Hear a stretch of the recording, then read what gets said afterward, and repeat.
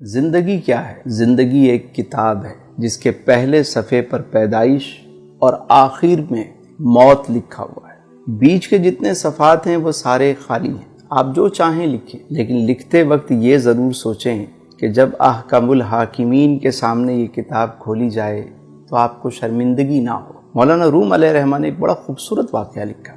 آپ فرماتے ہیں کہ ایک شخص کو ایک قیمتی ہیرا ملا، انمول ہیرا۔ وہ اسے لے کر جوہری کے پاس گیا اور کہا اس کی قیمت کیا ہوگی؟ تو جوہری نے اسے دیکھا تو کہا کہ میں اپنی پوری دکان بھی دے دوں تو اس کی قیمت ادا نہیں ہو سکتی، اس پورے سرافہ بازار میں کوئی بھی اس کی قیمت نہیں دے سکتا۔ تم ایک کام کرو، اس کو لے کر بادشاہ وقت کے پاس جاؤ، ہو سکتا ہے وہ اس کی قیمت دے دے۔ وہ شخص وہ ہیرا لے کر بادشاہ کے پاس گیا۔ بادشاہ نے جب اسے دیکھا تو وزیر سے پوچھا اس کی مالیت کیا ہے؟ بادشاہ کو بتایا گیا بادشاہ سلامت اگر ہم اپنا تخت و تاج بھی دے دیں تو اس کی قیمت ادا نہیں ہو سکتی، یہ ایک انمول ہیرا ہے۔ بادشاہ نے کہا بھائی کسی قیمت پہ بھی مجھے چاہیے۔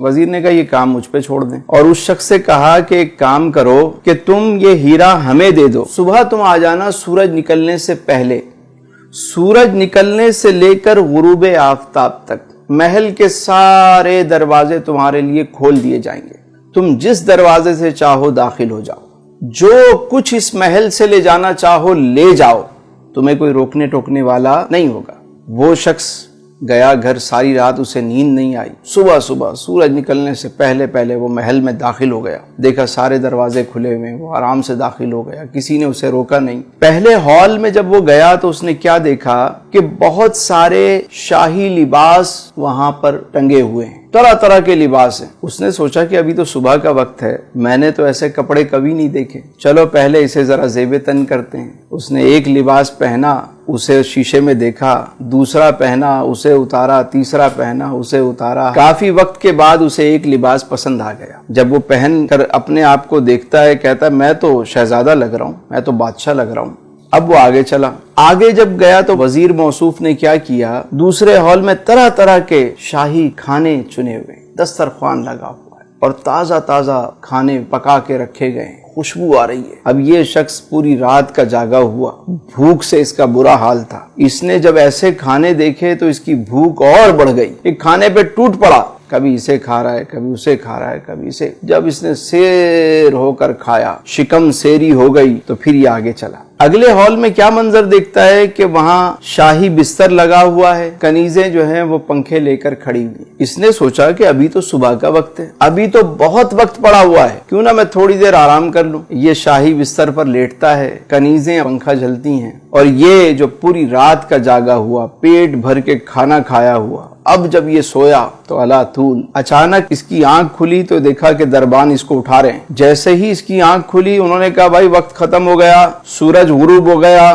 چلو اب یہاں سے بھاگو۔ یہ شخص فوراً اٹھ کر سامان اٹھانے لگ گیا، کبھی یہ اٹھا رہا ہے، کبھی وہ اٹھا رہا ہے۔ انہوں نے کہا خبردار، تم یہاں سے اب تنکا بھی نہیں لے کر جا سکتے۔ اس نے کہا میں نے تو کچھ بھی نہیں لیا ابھی تک۔ تمہاری مرضی، وقت ختم ہو گیا۔ اٹھا کے اس کو محل سے باہر پھینک دیا۔ مولانا روم فرماتے ہیں کہ جس طرح اس شخص کو قیمتی ہیرا ملا، انمول ہیرا، اور اس نے اسے ضائع کر دیا۔ اگر وہ چاہتا تو سارا دن بجائے اچھے لباس پہننے کے، اچھے کھانے کھانے کے، ایک معقول لباس پہن لیتا، مختصر سا کھانا کھا لیتا اور آرام کی قربانی دے دیتا، اور وہ سامان اٹھا کے باہر رکھتا رہتا۔ جب شام کو وہاں سے نکالا جاتا تو اس کا اپنا محل تیار ہو چکا ہوتا، لیکن اس نے اپنے انمول ہیرے کو ضائع کر دیا۔ اسی طرح ہم دنیا میں آئے ہیں تو یہاں پہ ہم اچھے لباس، سوٹڈ بوٹڈ، بس ہمارا مرنا جینا جو ہے وہ بس لباس پہ ہے۔ کچھ زندہ رہنے کے لیے کھاتے ہیں اور کچھ کھانے کے لیے زندہ رہتے ہیں، مقصد ہی کھانا ہے، کھائے جا رہے ہیں اور اس کے بعد سونے میں وقت ضائع ہو جاتا ہے۔ یاد رکھیے جب موت کا وقت آتا ہے نا تو انسان کہتا ہے کہ مجھے تھوڑی سی مہلت دے دو، میں 2 رکعت نفل ادا کر لوں، اے فرشتوں مجھے کچھ موقع دو کہ میں 1 مرتبہ سبحان اللہ کہوں، 1 مرتبہ الحمدللہ کہہ لوں، ارے 1 مرتبہ اللہ اکبر کہہ لوں، تھوڑا سا تو موقع دو، میں کچھ صدقہ و خیرات کر دوں۔ فرشتے کہتے ہیں تجھے جو وقت ملنا تھا سو مل گیا، ٹائم از اوور، اب چلو۔ تو عقل مند وہ ہے کہ جسے جتنا دنیا میں رہنا ہے اتنا دنیا کی تیاری کرے، اور جتنا عرصہ قبر و آخرت میں رہنا ہے اتنی اس کی تیاری کرے۔